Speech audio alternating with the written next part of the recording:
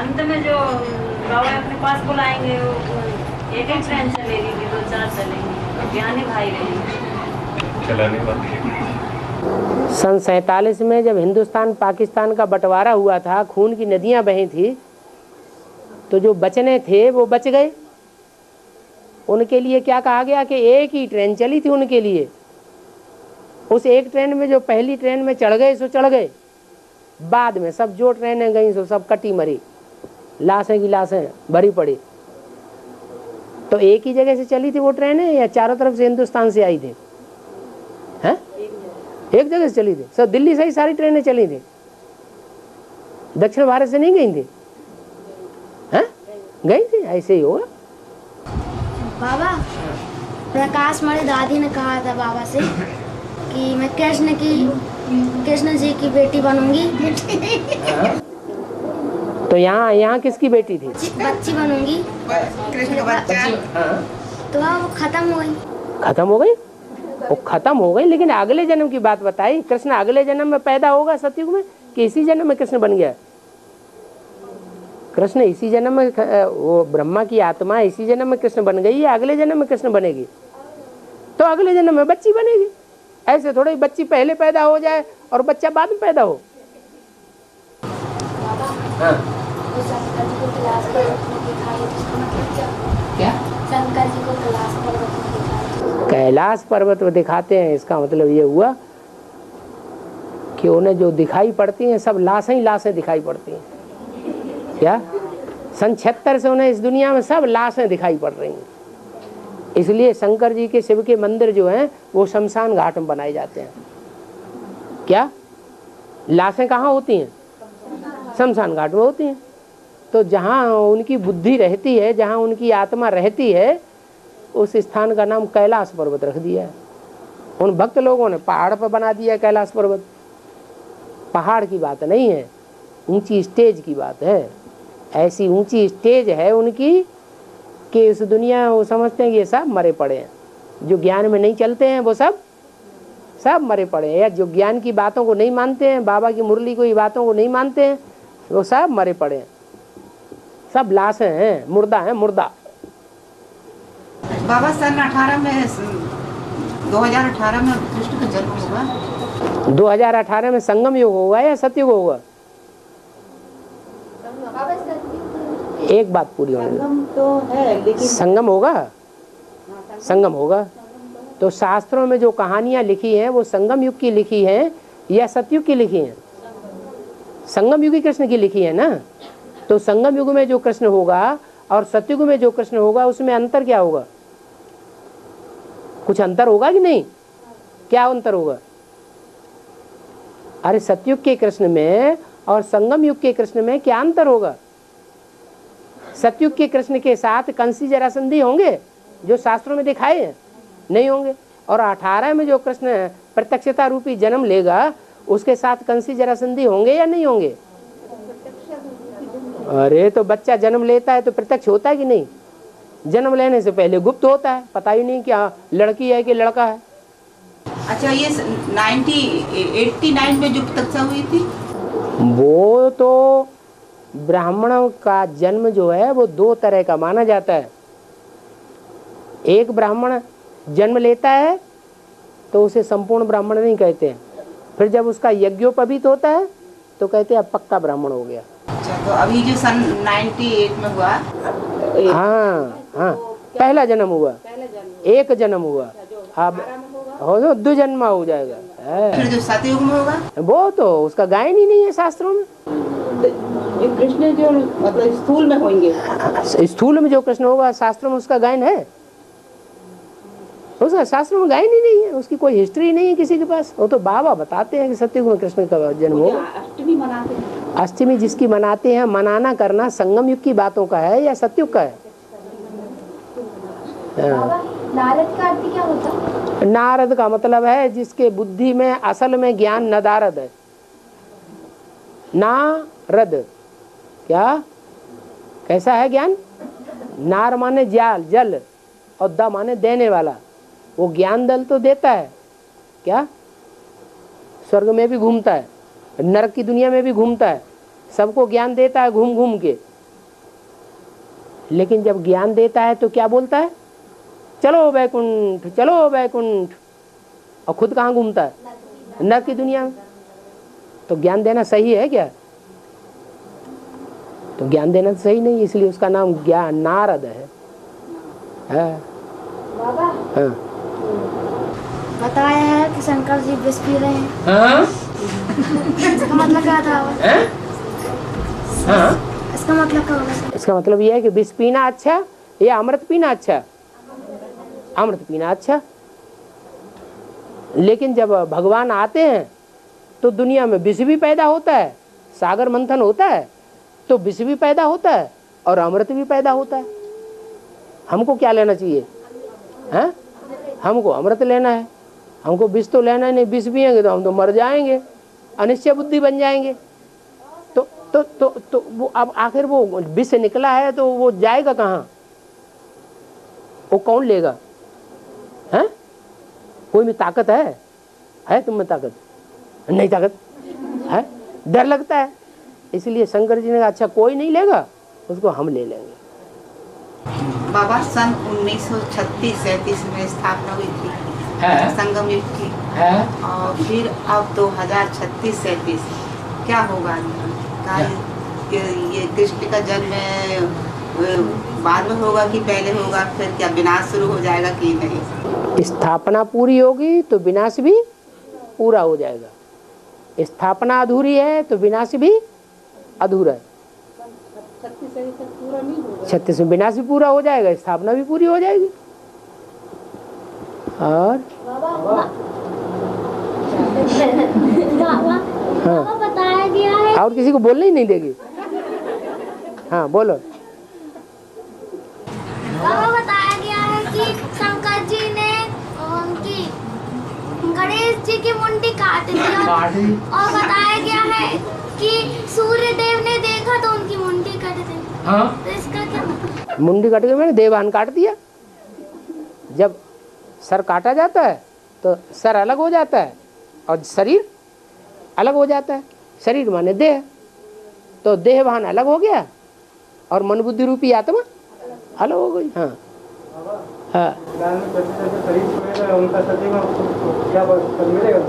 जो ज्ञान में चलते चलते शरीर छोड़ रहे हैं, बेसिक में ज्ञान में चल रहे हैं, शरीर छोड़ रहे हैं, तो वो 84 जन्म लेने वाले बनेंगे या कम जन्म लेने वाले बनेंगे? कम जन्म लेने वाले बनेंगे। एडवांस में जो पूरे 84 जन्म लेने वाले होंगे वो शरीर क्यों छोड़ेंगे? क्या भक्ति मार्ग के संस्कार रह जाएंगे तो शरीर छोड़ना पड़ेगा।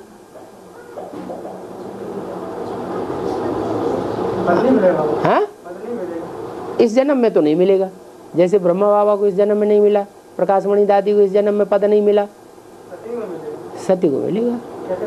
हाँ? कैसे पता चलेगा? जैसे यहाँ संस्कार भर जाएंगे वैसे वहाँ मिलेगा। बाबा अगर मजबूरी में मतलब भक्ति करना पड़े तो मजबूरी में, जैसे अपने घर के मतलब डर के कारण जैसे पूजा करना पड़े, घर की मन नहीं है फिर भी करना पड़े। मन कैसे नहीं? मन को कोई रोक सकता है? मन से हम शिव बाबा को याद करना चाहें और दिखाने के लिए हम फूल पत्थर चढ़ा दें तो उसको ज्ञान कहेंगे अज्ञान कहेंगे? मन को कोई नहीं रोक सकता। और पापा जैसे भक्ति नहीं करते हैं, उपास नहीं रहते, पूजा नहीं करते हैं घर में अपने, जैसे भक्ति नहीं करते हैं, उपास नहीं रहते, पूजा नहीं करते हैं, कुछ अपने घर के वातावरण को ही शुद्ध करने के लिए जैसे 2 अगरबत्ती लगा देते तो वो भी भक्ति के अंतर्गत आता है। अगरबत्ती लगाने से ही वातावरण शुद्ध होता है, शुद्ध संकल्प करने से वातावरण शुद्ध नहीं होता है। कल्प तो शुद्ध करते हैं, लेकिन मतलब ऐसे ही जैसे घर के लोग बोलते हैं कि भक्ति नहीं करती तो ऐसे 2 अगरबत्ती लगा देते हैं। हाँ तो अंदर से शिव बाबा को याद करो। हाँ तो शिव बाबा को तो याद करते हैं। हाँ तो ठीक है, अच्छा तो लगा सकते हैं ना, अगरबत्ती नहीं लगाना सुगंध के लिए। घर वाले अगर खुश होते हैं इस बात से कि अगरबत्ती लगा दो, फूल पत्थर चढ़ा दो, जल चढ़ा दो, तो हमारा क्या जाता है उसमें? अंदर से हम बाबा को याद करते रहे। हाँ मतलब ऐसे बोलते व्रत उपवास नहीं करती तो 2 अगरबत्ती में नहीं लगाती, तो उन्हीं को खुश करने के लिए 2 अगरबत्ती लगा देते हैं। तो लगा दो। और लगाने के लिए करना पड़ता है बाबा, तो उसके लिए क्या करें? घर में दिखाने के लिए करना पड़ता है, बाकी अंदर से शिव बाबा को याद करते हैं। पूजा वूजा घर में अब पूजा नहीं करते तो कहते हैं कि पूजा नहीं करते हैं तो मतलब सब छोड़ देते हैं, ऐसा ज्ञान है जे वो है, तब मजबूरी में करना पड़ता है। मजबूरी में सब करो, बुंदा पहनो, बिंदी लगाओ, गले में हार डालो, सब कुछ करो। और नहीं वहाँ भी, वहाँ घर में भी करो, यहाँ ज्ञानियों के बीच में बैठो तब भी करो। हाँ, बाबा ने तो बोल दिया क्या, भक्ति मार्ग का कोई भी निशानी रह जाएगी तो शरीर छोड़ना पड़ेगा। क्या वही तो पूछ रही हूँ बाबा की, ये अगरबत्ती लगाना भी भक्ति मार्ग। अरे घर में कुछ भी करो, यहाँ जब ब्राह्मणों की दुनिया में बीच में बैठ रहे तो यहाँ काहे के लिए भक्ति के संस्कार निशानी रह जाए। और भक्ति भी करते हैं लेकिन याद बाबे को करते हैं। हाँ तो ठीक है, अंदर का ज्ञान है, ये कोई बाहर का दिखाने का ज्ञान। भक्ति होती है बाहर दिखाने की, और ज्ञान होता है अंदर में समझने और दूसरों को समझाने का। बांधेली है तो सब कुछ निभाने के लिए करना पड़ता है। हाँ ठीक है, बांधेली को प्रयास ये करना है कि जिनके बंधन में है उनको ज्ञान समझाएं ताकि निर्बंधन बन जाए। समझाने पर भी नहीं समझते, पेपर में और निकलता है तो और ज्यादा डिडोरा पीटते हैं। वो वाचा से नहीं समझेंगे, चलन अच्छी होगी तो समझेंगे। वाचा से बोलते रहो वो मानेंगे क्या? बाबा शंकर जी के गले में सांप क्यों दिखाया है? हाँ, गले पड़ गए होंगे, कहते ना अरे ये तो गले पड़ गई। जैसे महाभारत में दिखाते हैं ना, क्या हिडम्बा राक्षसी भीमसेन के गले पड़ गई, गले पड़ गई ना, कि चाहते थे कि हमारे गले पड़ जाए। तो ऐसे ही शंकर जी जिन्हें चाहते नहीं हैं लेकिन गले पड़ गए। शिव बाबा भी कहते हैं मिले न फूल तो कांटे से दोस्ती कर ली, गले पड़ गए। कामी, क्रोधी, लोभी, मोही, अहंकारी, ये गले पड़ गए। रामायण में दिखा दिया, राम बंदरों की सेना ली, रावण को आदमी मिल गए और राम को आदमी मिले ही नहीं तो बंदर ही ले लिए।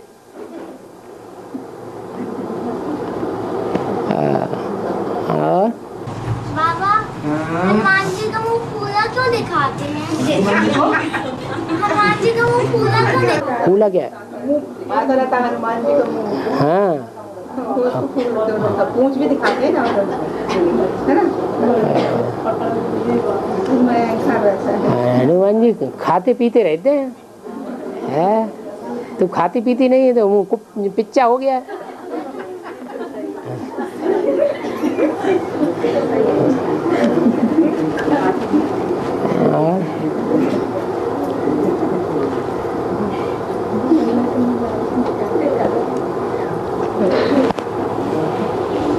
बाबा जैसे बाबा की तस्वीर के सामने ऐसे गुलदस्ता रखो या फूल स्टोर कर रखो तो कोई भक्ति मार्ग का पाँव नहीं चल पड़ जाएगा। ज्ञान में फूल किसे कहा जाता है और कांटे किसे कहा जाता है, और भक्ति मार्ग में जो भक्ति करते हैं वो फूल किसे कहते हैं और कांटा किसे कहते हैं? मिले न फूल तो कांटों से दोस्ती कर ली, इसका मतलब शिव बाबा को क्या स्थूल फूल और कांटों की बात है? कौन से फूल और कौन से कांटों की बात है? हैं? तो जिसको ज्ञान होगा, समझ होगी, वो तो बुद्धि में बैठेगा ना कि कौन से फूल अर्पण करने हैं। फूल उसे कहा जाता है जो सुगंध देता हो, दिव्य गुणों की खुशबू देता हो, दूसरों को सुख देता हो, उसे कहते हैं फूल। और जो दूसरों को चुभ जाता हो, दुख देता हो, उसको कहते हैं कांटा। तो भगवान के सामने कौन से फूल अर्पण करने हैं? स्थूल फूल, चैतन्य फूलों की बात है।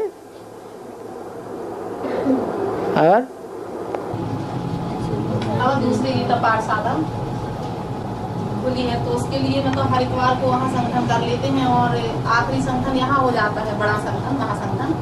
तो ठीक है ना। और तो आपस में जैसी सबकी सम्मति हो वैसा कर लो, बाबा क्या पूछना। बाबा गणेश जी को सूंड क्यों दिखाई देते हैं?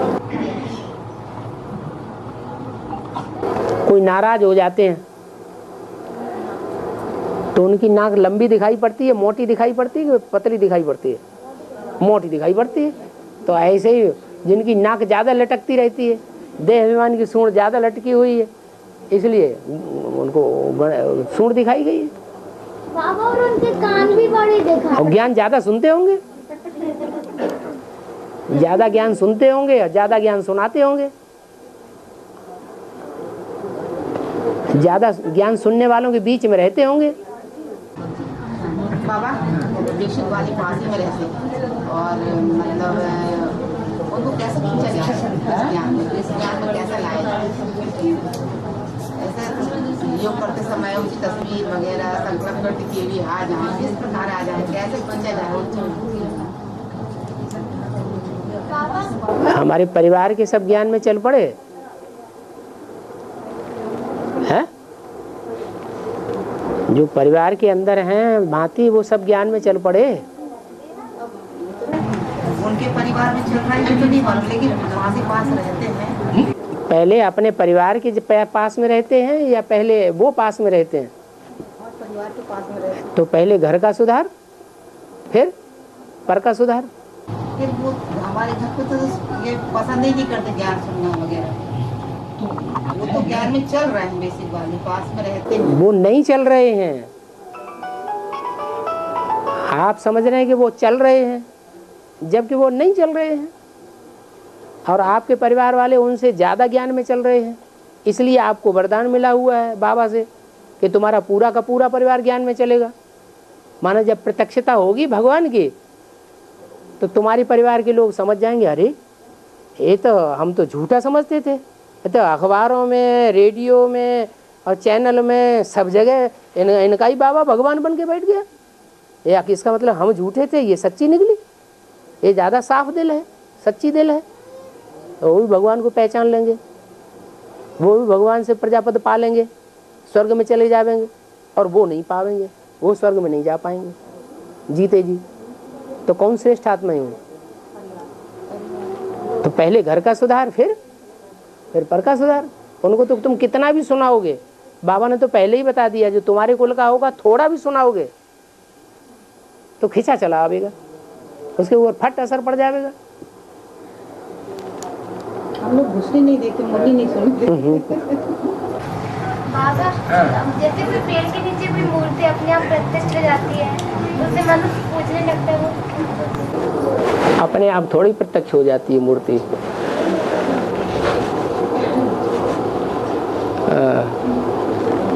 है तो 2500 साल पहले मूर्तियां बनाई गई थी, पृथ्वी में उथल पथल होती रहती है तो मूर्तियां निकलती रहती हैं पृथ्वी में से।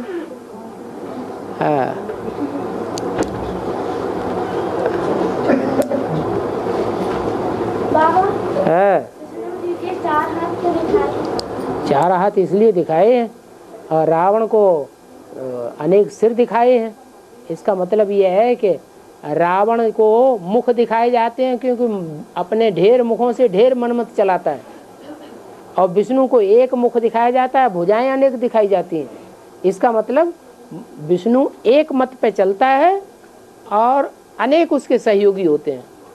वो भुजाओं के रूप में सहयोग देता है, मनमत नहीं चलाता है। कौन है? विष्णु। और रावण क्या करता है? मनमत बहुत चलाता है। हाँ। महाकाली महाकाली हाथ में खप्पर ले रहती है और तलवार ले रहती है, और मतलब शंकर जी के ऊपर पैर मतलब रख जाता है तो सीम में आदमी। हाँ हाँ, तो शंकर जी के ऊपर जो पाँव रख जाता है वो अनजान में, अज्ञान में रख जाता है कि ज्ञान में रख जाता है? अज्ञान में रख जाता है। माने उसने तो बाबा ने पहले ही बोल दिया, मेरे साथ रहने वाले मेरे को नहीं पहचान पाते, वो उनमें ज्ञान ही नहीं है इतना। वैसे भी बाबा कहते हैं, बाबा तो ब्रह्मा, शिव बाबा ब्रह्मा को बेबी कहते हैं। बेबी माने बच्चा बुद्धि। तो जब ब्रह्मा ही बच्चा बुद्धि है तो ब्रह्मा जिस जगदम्बा में प्रवेश करेगा वो बच्चा बुद्धि होगी या सालिम बुद्धि होगी? बच्चा बुद्धि होती है। जगदम्बा है ही बाप की बच्ची।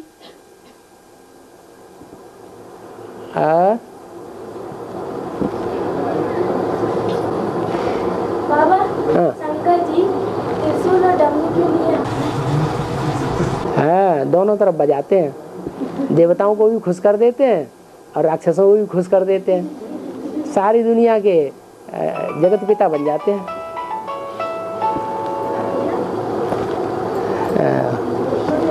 सारी दुनिया उनको मानती है। और बाबा बाबा सूरजमुखी का फूल ऐसा क्यों है जहाँ सूरज ज्यादा वही सूरजमुखी है, हर तरह के फूल हैं दुनिया में। कोई फूल ऐसा भी है कि जिधर जिधर भगवान जाएगा उधर उधर वो मुख करके बैठेंगे, माना सन्मुख होके बैठते हैं। क्या कोई चैतन्य आत्माएं पुरुषार्थ करने वाली ऐसी हैं कि जहाँ जहाँ सूरज जाएगा उसी तरफ मुंह करके बैठेंगे, दूसरी तरफ उनका मुख नहीं जाएगा। और बाबा शंकर जी के आधे बाल बंदे और आधे खुले कुछ ज्ञान की जटाएं खुल गई हैं, कुछ खुलने को बाकी है। पूरी जटाएं खुल जाएं फिर तो वो देवता बन जाएंगे। ज्ञान की जटाएं होती है ना, जो आजकल सन्यासी होते हैं तो लंबी लंबी जटाएं होती हैं, गोल गोल इमिठी हुई, एक दूसरे से लिबड़ी हुई, तो उन्हीं की जटाएं सब खुल जानी है गंगा जल से, और सारी जटाएं खुल जाएंगी तो फिर तो वो नारायण बन जाएंगे। इसलिए आधी खुली हुई है और आधी उलझी हुई है। और बस अब ठंडा हो गया, चलो।